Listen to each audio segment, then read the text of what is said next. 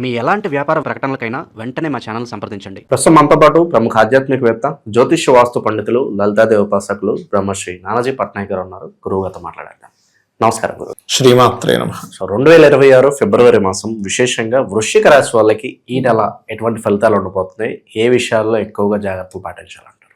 తప్పకుండా అండి. వృశ్చికం వారికి ఏంటంటే సెల్ఫ్ కాంపిటీషన్, వాళ్ళే కాంపిటేటివ్ తీసుకుని ఉంటారు. అయితే ఈ వృశ్చికం వారికి ఇప్పుడు ప్రస్తుతం ఉన్నటువంటి గ్రహస్థితి, అష్టమంచి గురువు 2వ స్థానాన్ని చూస్తున్నాడు, దశమంలో కేతు వృత్తి స్థానంలో, పరాక్రమ స్థానంలో 4 గ్రహాలతో ఈ నెల వీళ్ళకి స్టార్ట్ అవుతుంది. 18వ తేదీ నుంచి 5 గ్రహాలు చతుర్థంలో సంచరిస్తుంటే, పంచమ శని ఆలోచన స్థానంలో, చతుర్థంలో 5 గ్రహాల్లో రాహు కూడా ఉంటాడు.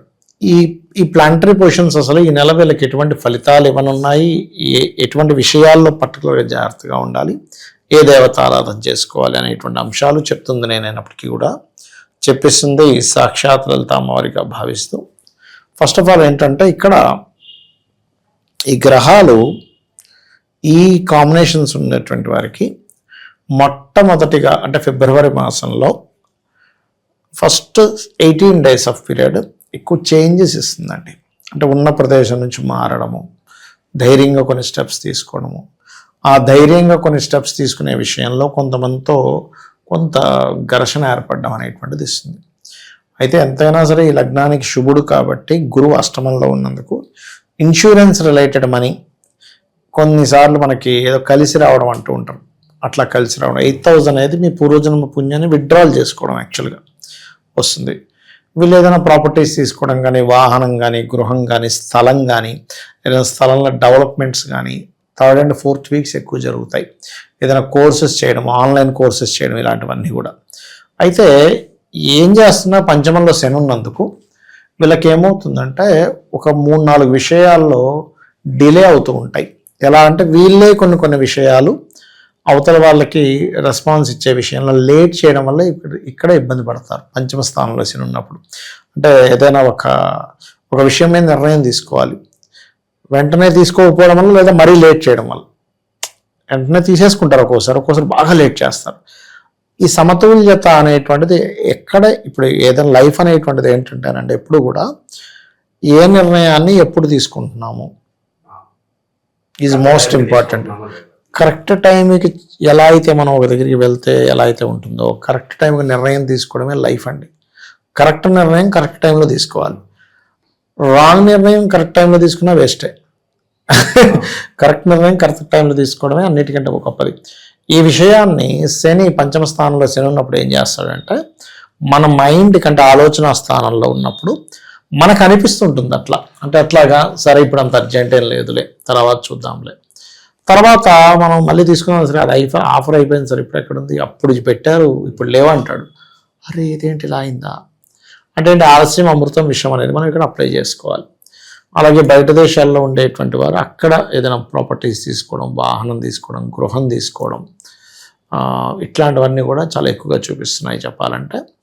అండ్ వివాహం విషయంలో కనుక చూసుకుంటే ఈ మంత్లో అంటే సప్తమాధిపతి అయినటువంటి శుక్రుడు 3-4 స్థానాల్లో ఉన్నాడు కాబట్టి ఫస్ట్ 2 వీక్స్ కొంచెం ఎక్కువ శ్రమ పడతారు వివాహం విషయంలో.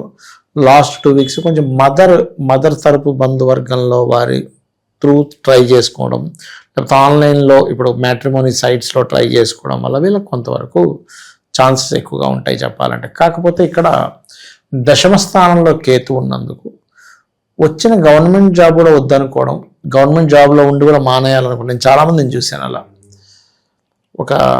ఒకసారి అయితే చాలా గమ్మత్తు అనిపించింది నాకు.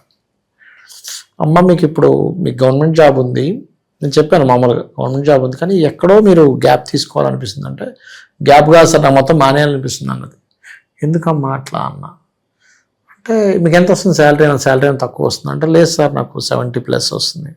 మరి ఇంకేంటమ్మా మరి ఇంకా పెరుగుతుంది కదా, స్టార్టింగ్లో ఇలా ఉందని ఇంకా బాగా పెరుగుతుంది కదా ఫ్యూచర్ అంటే, లేదు సార్ నేను ఎక్కడికి వెళ్ళలేకపోతున్నాను గవర్నమెంట్ జాబ్ వల్ల, ఒక పేరెంటానికి వెళ్ళలేను, ఒక పండక్కి వెళ్ళలేను, ఎందుకు అవసరమా, నేను పోయి వ్యాపారం చేసుకోవాలనిపిస్తుంది అన్నప్పుడు ఆవిడ జాతకంలో ఉన్న కాంబినేషన్ ఏంటంటే వ్యాపారంలోకి వెళ్ళిపోవాలనేటువంటి ఆలోచనతో ఉన్న జాబ్ను వదులుకుంటారు, తర్వాత బాధపడతారు.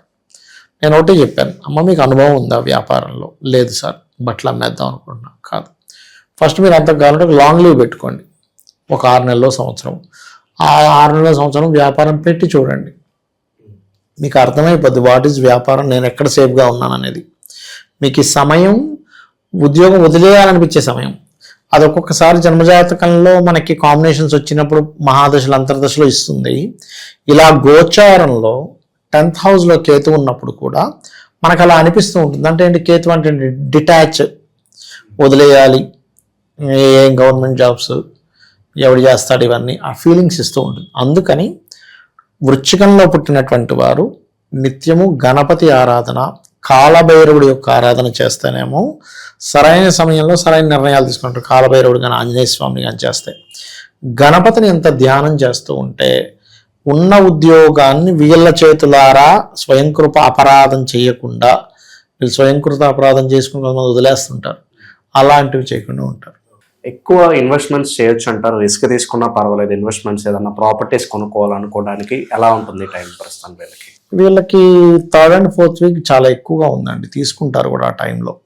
కాకపోతే ఇక్కడ ఏంటంటే రాహు ఉన్నాడు కాబట్టి విదేశాల్లో తీసుకునే వాళ్ళు పెద్దగా ఏం భయపడాల్సిన పని లేదు. కానీ ఇక్కడ స్వదేశంలో తీసుకునేటప్పుడు కొన్ని తెలియకుండానే కొన్ని ఎలా ఉంటుందంటే, అక్కడ ఇప్పుడు ఇవాళ రేపు హైడ్రా వచ్చింది చూడండి, ఇదంతా వాటర్ ఏరియా మీరు కబ్జా చేశారని పాపం మొన్న మీరు లాస్ట్ ఇయర్ అంతా చూడండి ఎట్లా ఉంది పరిస్థితి.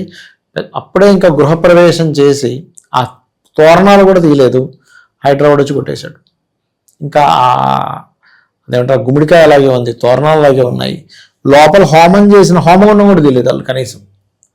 అట్లా ఏంటంటే ఈ 4th హౌస్లో అది వృశ్చిక రాశి నుంచి 4వ స్థానంలో రాహు ఉంటూ అధిక గ్రహాలు ఉన్నందుకు కొన్ని విషయాలు మనం సరైన అవగాహన లేకుండా తీసుకోవడం వల్ల ఇబ్బంది పడతాం. అది పర్టికులర్గా జాగ్రత్త పడాలి. ఇక విశేషంగా గురుగారు ఎటువంటి పరిహారాలు చేసుకోవాలి? ప్రజెంట్ ఉన్న గ్రహస్థితి బట్టి ఎటువంటి దైవతారాధన, ఎటువంటి శక్తివంతమైన క్షేత్రాలకు వెళ్తే బాగుంటుంది అనుకుంటే ఏం చెప్తారు వీళ్ళకి? తప్పకుండా అండి, గణపతి ఆలయాలకు వెళ్ళడం మంచిది, పాయింట్ నెంబర్ 1. రెండవది, నవగ్రహాల్లో శని కేతు గ్రహాల దగ్గర దీపారాధన చేసుకోవడం చాలా ఉత్తమం. ఇక మూడవది ఏంటంటే, గోవులకి గ్రాసము బెల్లము తినిపిస్తే మంచిది. ఇవి చేయాలి. ఓకే, ఓవరాల్గా ఈ రాశి వాళ్ళందరికీ మాసం ఎలా ఉంటుంది, ఎటువంటి జాగ్రత్తలు తీసుకోవాలి, చాలా మంచి విశ్లేషణ అందించారు. ధన్యవాదాలు. శ్రీమాత్రే నమః.